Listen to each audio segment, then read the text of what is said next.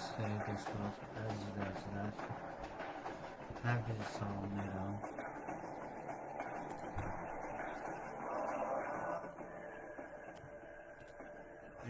Əvvəla onu qeyd edeyim ki, 2020-ci ildə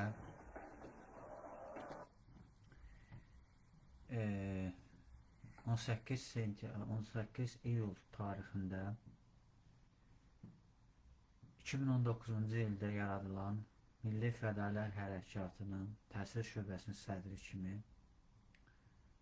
Atabəy 19 Atatürk Ocağının rəsmi saytına daxil olaraq Atabəy 19 Atatürk Ocağının rəsmi üzvü oldum.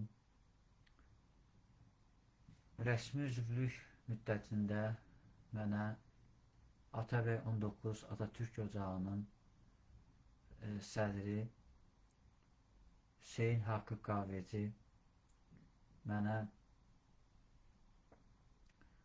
Atabəy 19 Atatürk Ocağının Azərbaycan Atabəylik vəzifəsini təyin etdi və bu vəzifəni yerinə yetirərkən bir çox uğurlar əldə elədim və çox təəssüflər olsun ki 2025-ci ilin yanvarın 31-də Türk dünyasının böyük öndəri, böyük qurucusu, Türk dünyasında ilk dəfə parlamentli respublika qurmuş və Kitab-ı Dədə Qorqud dastanının yaradıcısı, Koroğlu dastanının yaradıcısı, ümumiyyətlə Türk dünyasının tarixində ilk dəfə olaraq Türk tayfalarını, Türk boylarını demokratik üsullarla Midiya imperiyasına və Səfəvilər imperiyasına çevirmiş və eramızdan əvvəl Araz çayının cənubunda yaradılan Atropatena dövlətinin və 1918-ci ilin 28 mayında adlandırılan Azərbaycan Respublikasının vətəndaşı Tural Qarayoğlu qeyri-məlum səbəbdən bizim 1813-1828-ci il Gürcistan və Türkməncan müqaviləsi ilə işğal olunmuş Araz çayının şimalında qurulan 1918-ci 28 may və cənubunda 1920-ci ildə Şeyx Məhəmməd Xiyabani tərəfindən, 1945-ci ildə isə Seyid Cəfər Pişəvəri tərəfindən qurulan Azadistan və 21 Azər hərəkatına baxmayaraq 1920-ci ilin 28 aprelində Rusiya Sovet Xalq Komissarlar Sovetinin 11-ci Qırmızı Ordusu tərəfindən işğal olunması və 70 il ərzində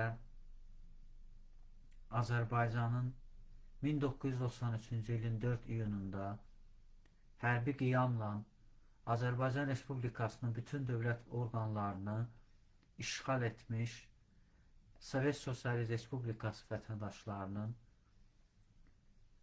xüsusi xidmət orqanları tərəfindən Dövlət Təhlükəsizlik Komitəsinin qurucusu sayılan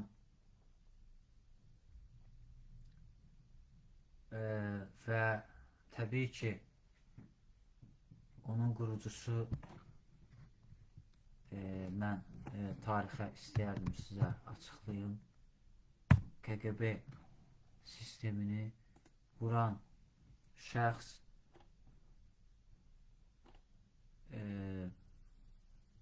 ad olaraq burada mən də bunu tərcümə edib sizə açıqlayacağım. Deməli, Lübyanka meydanında yerləşən, Moskva şəhərində yerləşən 6 oktyabr 1991-ci ildə de facto olaraq ləğv edilən və hazırki adla Federal Təhlükəsizlik Xidməti adlandırılan FSB və onun qurucusu təbii ki burada adı yazılmayıb. Lakin bilirsiniz ki, hal-hazırda onun rəhbəri Aleksandr Barotkindir. Və bu məlumatı mən sizə açıqlamaq istəyirəm ki, 1993-cü ilin 4 iyun hərbi qiyamını təşkil edən, hal-hazırda Rusiya Federasiyasının prezidenti olan Vladimir Putindir. Bu məlumatı mən sizə açıqlamaqda məqsədim odur ki, Atabəy 19 Atatürk ocağının bizim haqqımızda böhtan xarakterli, güya bizim Rusiyanın FSB-sinin əməkdaşı olduğumuzu iddia etmələri, ittiham eləmələri tamamilə əsassızdır. Ona görə ki, biz 31 yanvar 2025-ci ildə ziyarətimiz məhz Azərbaycan Respublikasının paytaxtı Bakı şəhəri Novxanı kəndində dünyaya göz açmış Azərbaycan Demokratik Respublikasının Milli Şurasının qurucusu, əslən Tat olan, Tat kökənli, Tat türkü olan Məhəmməd Əmin Rəsulzadəni ziyarət etməyimiz görünən odur ki, Cumhuriyyət Xalq Partiyasının məhz 23 aprel 1920-ci ildə xəyanət sayılan, Türk millətinə xəyanət sayılan Rusiya Sovet Sosialist Xalq Komissarlar Sovetinin sədri Lenindən imzalanan müttəfiqliyə görə bizi Rusiya KGB-sinin və Rusiya FSB-sinin əməkdaşı ittihamını irəli sürürlər. Və bu ittihamlar tamamilə əsassızdır. Ona görə ki, Məhəmməd Əmin Rəsulzadə bütün ömrünü Rusiya Sovet Sosialist Respublikasının 1920-ci ilin 28 aprelindən bəri işğal etdiyi Azərbaycan Xalq Cumhuriyyətinin dövlət müstəqilliyi uğrunda Prometey hərəkatının başlanmasında əvəzsiz rol oynayıb. Nəinki əvəzsiz rol oynayıb, hətta Türkiyə Cumhuriyyətinin paytaxtı Ankara şəhərində Azərbaycan Kültür Dərnəyini yaradıcısı olub. Hətta Rusiyanın işğalına məruz qalmış Polşa Respublikası, Rumıniya Respublikası və Almaniya Federasiyasında Hitler Almaniyası dövründə Azərbaycan legionerlərini yaratmaqla komünist rejiminə qarşı, Rus istibdad rejiminə qarşı mübarizə aparıb. Və çox təəssüflər olsun ki, Atabəy 19 Atatürk ocağı hələ də Cumhuriyyət Xalq Partiyasının ideologiyası ilə çıxa bilmir. Və rəsmi şəkildə onu qeyd eləmək istəyirəm ki, Atabəy 19 Atatürk ocağı bizə qarşı etdiyi böhtan, iftira xarakterli informasiyalara baxmayaraq, bu günə qədər biz Atabəy Türk ocağına qarşı qara PR kampaniyası aparmamışıq. Və bundan sonra da aparmayacaq. Ona görə ki, Türk törəsinə görə biz Mustafa Kemal Atatürk'ü böyük öndərimiz, böyük atamız hesab edirik.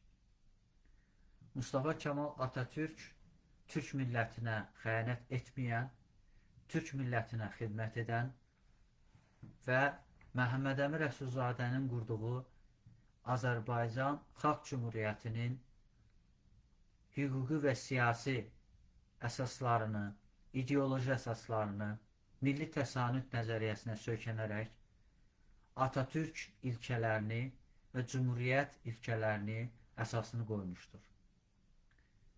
Mustafa Kemal Atatürk o cümlədən Türkiyə Cümhuriyyətinin qurucu prezidenti, qurucu parlamentin sədri olmuşdur. Məhəmməd Əmin Rəsulzadə ilə Mustafa Kemal Atatürk arasında çox isti münasibətlər olub, dostluq münasibətlər olub və bu dostluq münasibətlərin kökündə Türkoloji qurultayın 1926-cı ildə keçirilməsi bunun əyani sübutudur.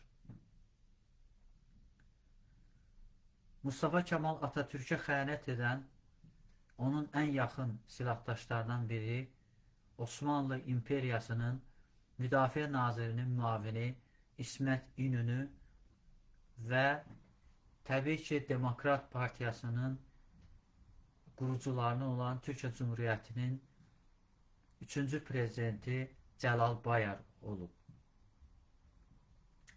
Bilirsiniz ki, Cəlal Bayarın prezidentlik dövründə Türkiyə Cümhuriyyətində anti-Atatürk hab-havası tüğyan eləyib və əzanın ərəbcəyə dönüşməsi neo-Osmanizminin geri dönməsinə nəticələnib. Bu səbəbdən mən Atabəy 19 Atatürk Ocağının kollektivinin yeni yaratmış olduğu Atabəy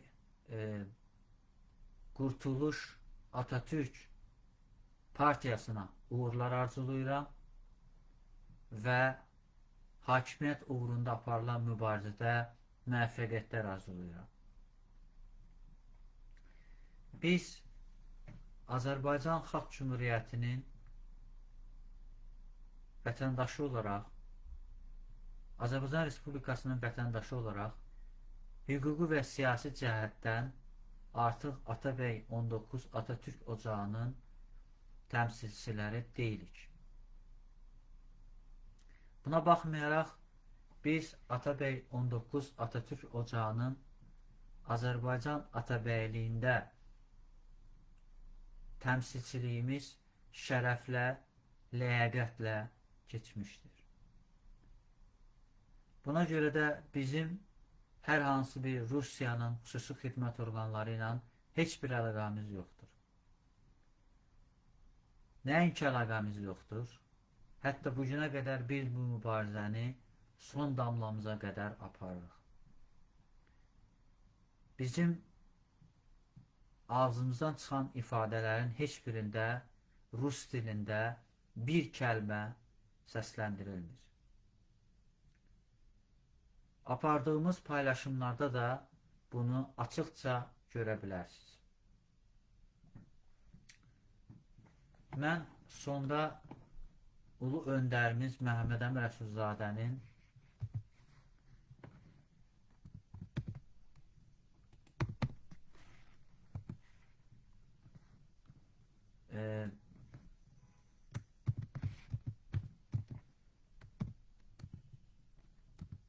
Məhəmməd Əmin Rəsulzadənin Türk gəncliyinə müraciətini səsləndirmək istəyirəm.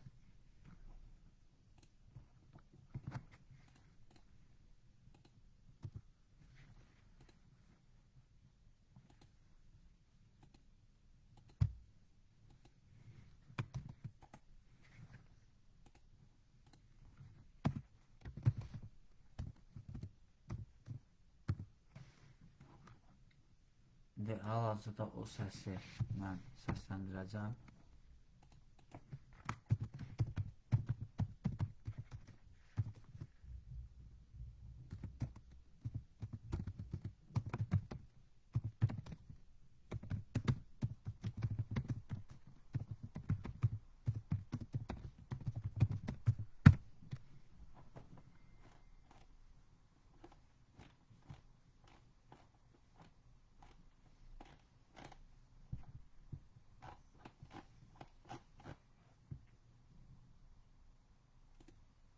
Nəsibdir ki, bir gün həqiqət parıldayacaq, azadlıq əsasının Onun geniş müsahibəsini biz səsləndirmişik. İndi mən həmin səsi səsləndirəcəm.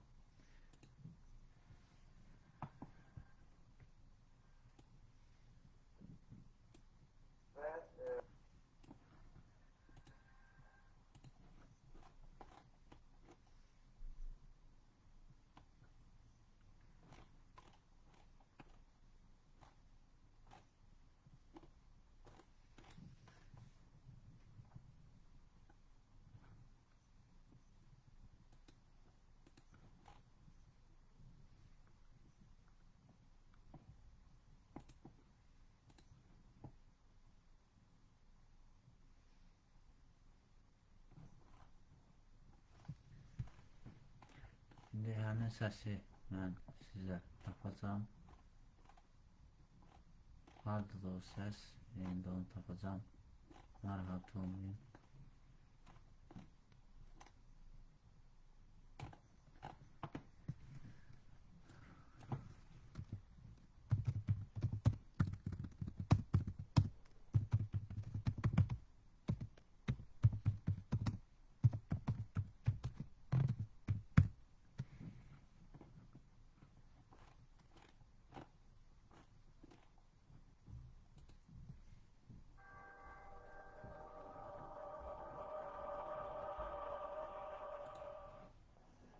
Azerbaycan genci, bugün senin genç cumhuriyetinin bir yaşı bitir. Kim bilir tarih ilahinin tevfikiyle kaç. Belki de yüzlerle, binlerle seneler, sen bugünkü günde bayrağını götürüp samimi bir sevinç, hakiki bir dua hissiyle istiklal aldığın bugünkü günü hatırlayacaksan. Azerbaycan genci, iftihar et kardeş.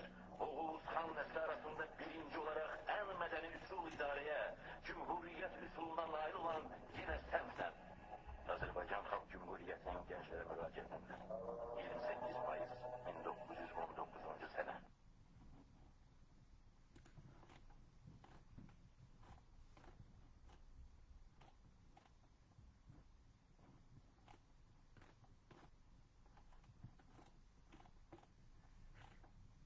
İndi mən həmin videonu sizə səsləndirəcəm.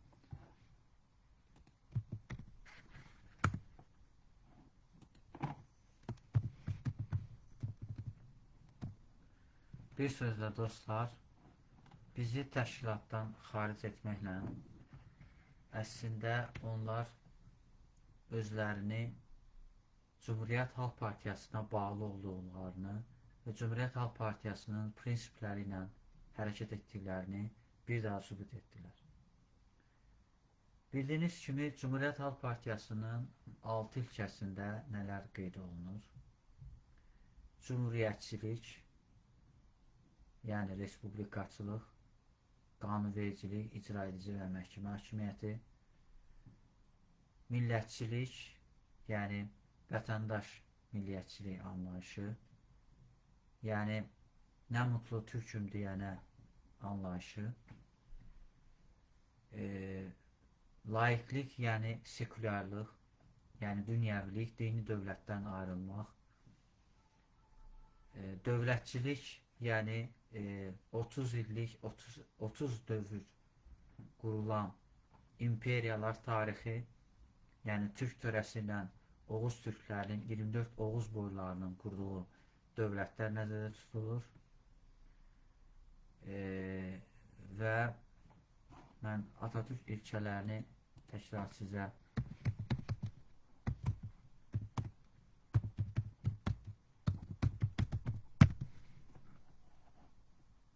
deməli, Atatürk ilkələri nələrdir? Deməli, burada cumhuriyyətçilik yazılıb, millətçilik, xalqçılıq, yəni xalq əslində anlayışı deməli, Türk millətinin milli mənəvi dəyərləri, onun tarixi, şifahi xalq ədəbiyyatı, yazılı ədəbiyyatı və s. nəzərdə tutulur. Və inqilabçılıq, yəni bilirsiniz ki, Fransa burjua inqilabı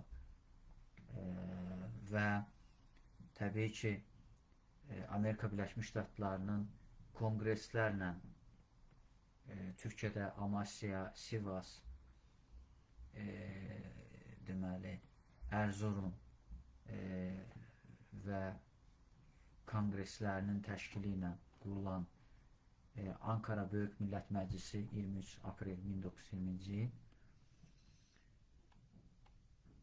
və bütövləşdirici ilkələr isə milli müstəqillik, milli egemenlik, milli birlik, çağdaşlıq, ağırcılıq. Altı ox məsələsinə gəldikdə isə altı ox məsələsi nədir? Altı ox məsələsi deməli, bu Türk törəsindən gələn bir ilkədir. Bilirsiniz ki, Oğuz Xaqanın, yəni Götürk dövlətindən öncə qurulan Hun imperatoru Hun Xaqanı, Xaqanlıq bilirsiniz ki, Tanrının yer üzünə göndərilən bir sərkərdə və ali başkomandandır və bilirsiniz ki, Türk törəsində Xaqanlıq Tanrının yer üzünə göndərilən hökmdar mənasını ifadə edir və Türk törəsində Xaqanlığa itayətkarlıq məhz onu seçən vətəndaşlar tərəfindən müasir dövrdə demokratik yolla vətəndaşların səs verilməsi ilə, seçilməsi ilə baş verib. Bildiyiniz kimi, Azərbaycan Xalq Cümhuriyyəti təbii ki, şəraitə uyğun olaraq qurulduğuna görə bilirsiniz ki, 28 mayda Azərbaycan Xalq Cümhuriyyəti Milli Şurasının 26 nəfər üzvü yekdilliklə, çoxluqla müstəqilliyini elan edib. 23 aprel 1920-ci ildə isə bilirsiniz ki, 158 nəfər iştirakı ilə 29 oktyabr 1923-cü ildə Türkiyə Cümhuriyyətini qurublar və 100 nəfər isə Osmanlı İmperiyasında, İstanbulda işğalı zamanı İstanbulda təmsil edən İttihat Tərəqqi Partiyası anti-cümhuriyyətçi mövqe tutaraq, yəni azlıq faktiki olaraq səltənət və padişahlığı müdafiə ediblər və çoxluğun ümumi rəyi ilə Mustafa Kemal Atatürk məclis sədri seçilməklə bərabər həm də prezident seçildi və prezident seçilməsi ilə bərabər nazirləri belə təyin etmək hüququna nail olundu. Yalnız 1946-cı ildə etibarən Türkiyə Cümhuriyyətində baş nazir məhz parlament seçkiləri nəticəsində partiyanın sədri kimi 2000 bilirsiniz ki, 10-cu ildə keçirilən referendumdan parlament respublikasından prezident respublikasına keçdi və 2013-cü ildə etibarən Türkiyə Cümhuriyyətində baş nazirlik ləğv olundu və faktiki olaraq Türkiyə Cümhuriyyətində prezident üsul idarəsi tətbiq olundu və prezident üsul idarəsi əsasında nazirlər prezidentə tabe etdirildi. Yəni parlamentli orduya dayanan vəsait sistemi ləğv olundu və Türkiyə Cümhuriyyətinin baş qərargah rəisi Türkiyə Cümhuriyyətinin Müdafiə Nazirinin Ali Başkomandanı, Türkiyə Cümhuriyyətinin prezidenti oldu. Bilirsiniz ki, Azərbaycan Xalq Cümhuriyyəti işğalından 70 il sonra deməli 26 nəfər əleyhinə, 43 nəfər lehinə səs çoxluğu ilə Azərbaycan Respublikasının dövlət müstəqilliyi haqqında konstitusiya aktı qəbul olundu. Və nəticə etibarilə Azərbaycan Respublikası Prezident Respublikasına keçdi. Və mən sizə maraqlı bir məlumat da sizə vermək istəyirəm. Təbii ki, bu məlumat çox gizlidir. Bu məlumatı çox adam bilmir və bu məlumatı mən sizə açıqlamaq istəyirəm. 221 nəfər lehinə, 101 nəfər bitərəf, 3 nəfər isə səs vermədən, 106 nəfər deməli əleyhinə səs verərək Azərbaycan Respublikasının birinci prezidenti Ayaz Mütəllibov 15 may 1992-ci ildə 1991-ci sentyabrdan sonra ikinci dəfə prezident seçildi. Azərbaycan Respublikasının ikinci prezidenti Əvvəl Elçi bəy 1992-ci ilin iyun ayının 7-sində 1992-ci ilin 15 mayında baş vermiş dövlət çevrilişindən sonra 1992-ci ilin mayın 18-də Azərbaycan Respublikası Milli Məclisinin sədri seçilən İsa Qəmbər Müsavat fraksiyasının Mərkəzi Seçki Komissiyasına ünvanladığı məktubla bilirsiniz ki, Müsavat Partiyası Azərbaycan Xalq Cümhuriyyətinin qurulmasında iştirak etdiyi üçün Mərkəzi Seçki Komissiyasına müraciət etdi və bu müraciət əsasında Azərbaycan Respublikası Ali Məhkəməsinə müraciət əsasında 1992-ci ilin deməli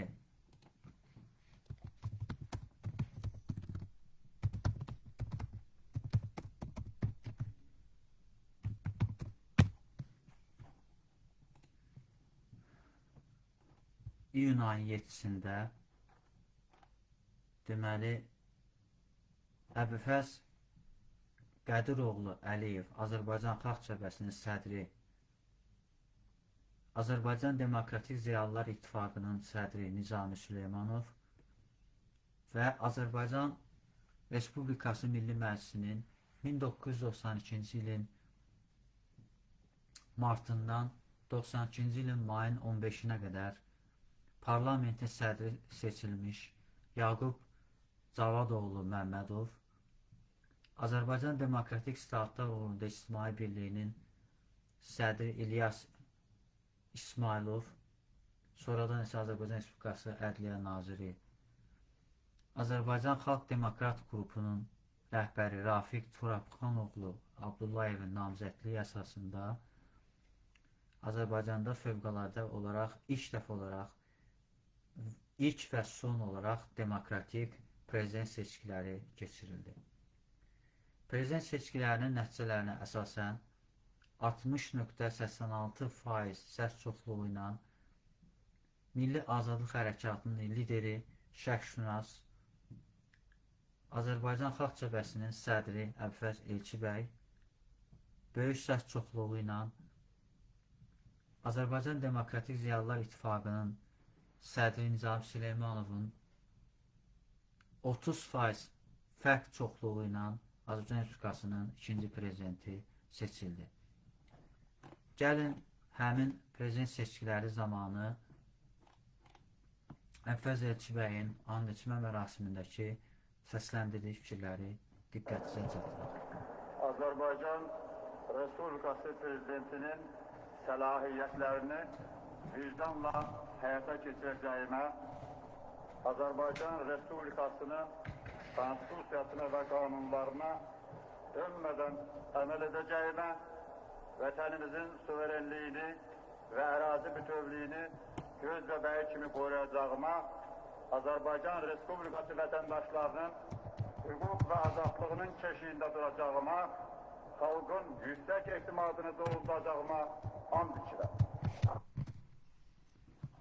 Əlfəz Elçibəy yeganə prezident oldu ki, məhz Milli Məclis Azərbaycan Respublikasının qanunvericilik orqanının önündə and içmə mərasimində Azərbaycan Respublikasının konstitusiyasına and içdi və Quran-ı Kərimə and içdi.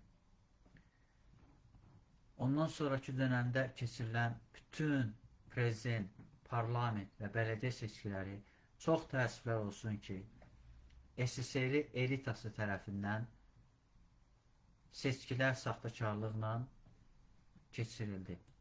Buna baxmayaraq, Azərbaycanın qanunvericilik orqanı buna rəğmən demokratik üsullara əsaslanaraq, hüquqa əsaslanaraq çox maraqlı bir qərar çıxartdı. Gəlin o qərarla bağlı sizə məlumat verək.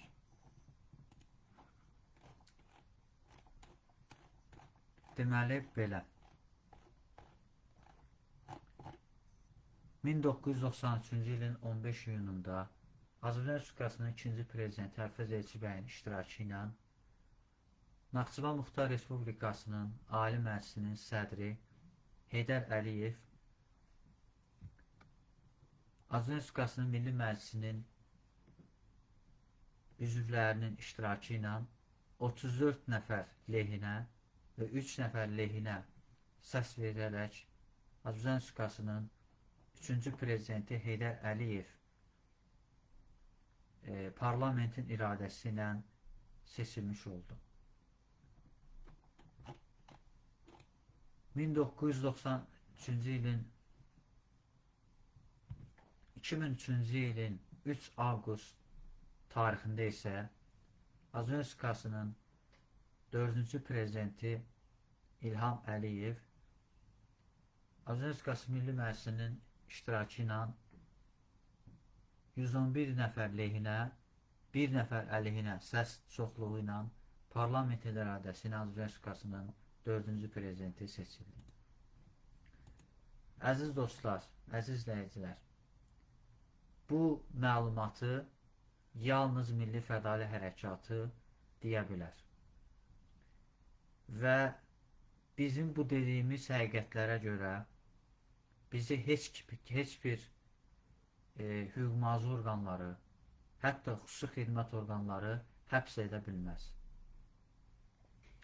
Ona görə həbs edə bilməz ki, biz bu həqiqətləri Azərbaycan Respublikasının konstitusiyasına görə 4-cü hakimiyyət sayılan mətbuat vasitəsi ilə sizə bunu açıqlayırıq. Bilirsiniz ki, Azərbaycan Xalq Cümhuriyyətinin qurucusu və ulu öndəri Məhəmməd Əmin Rəsulzadə və Azərbaycan Respublikasının dövlət himninin musiqisini bəstələyən Üzeyir Hacibəyov, Azərbaycanın satirik jurnalı olan Molla Nəsrəddin jurnalının banisi Mirzə Ələkbər Sabir, Cəlil Məmmədquluzadə peşə etibarı ilə jurnalistdir. Və Azərbaycan Yazıçılar Birliyinin üzvü olan 525-ci qəzetdə çalışmış Rəşad Məcid də Azərbaycan Mətbuat Şurasının sədridir. Və bu səbəbdən biz heç bir halda 4-cü hakimiyyətin gücündən istifadə edərək yalan danışmaq hüququmuz yoxdur. Ona görə əziz dostlar, əziz izləyicilər, Biz Azərbaycan Respublikasının vətəndaşı olaraq bundan sonra fəaliyyətimizi milli fədali hərəkatının inkişafı üçün, Azərbaycan Respublikasının vətəndaşlarının yüksək rifah halında yaşaması üçün mübarizəmizi son damlamıza qədər aparacaq. Sonda isə Azərbaycan Respublikasının dövlət himni ilə canlı yayımımızı bitirmək istəyirik.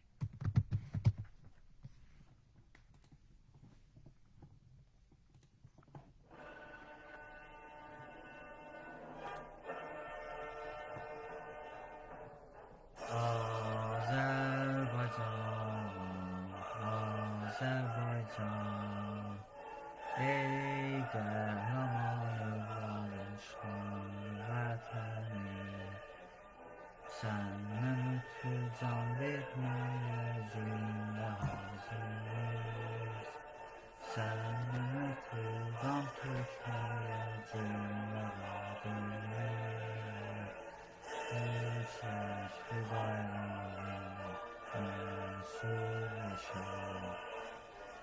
Yüksəkli bayrağına mənsublaşır.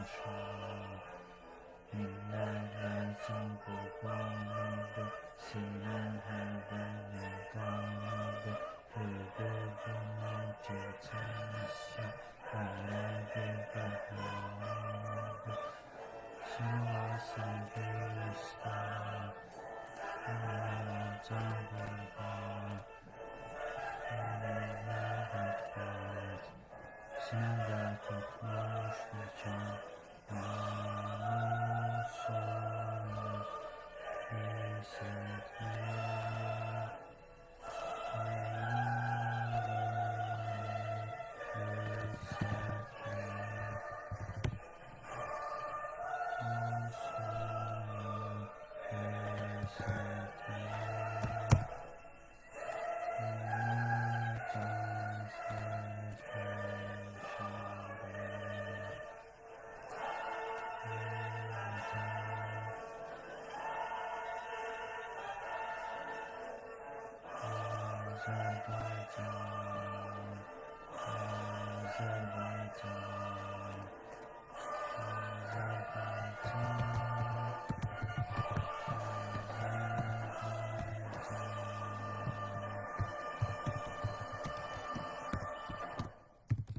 Əziz dostlar, biz həm də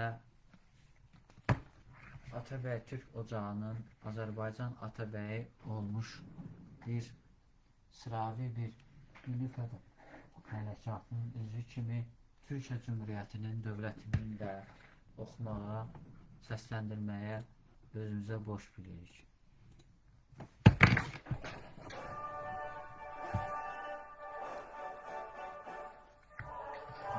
Sönmez bu şafak, yüzün ağsınca, sönmüldün üstünde sönmüşünce, milletin yıldızıdır parlıyor, oradan milletin alacak.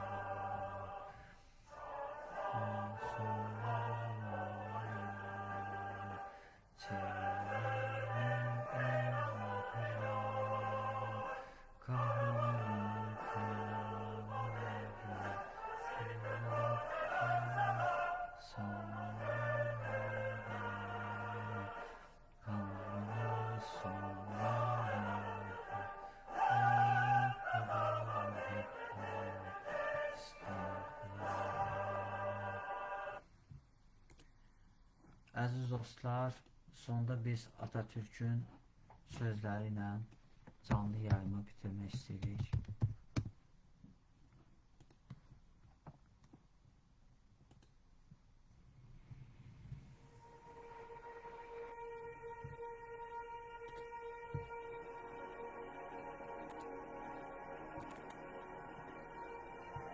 Bugün Cumhuriyetimizin 10. yılını doldurduğumuz en büyük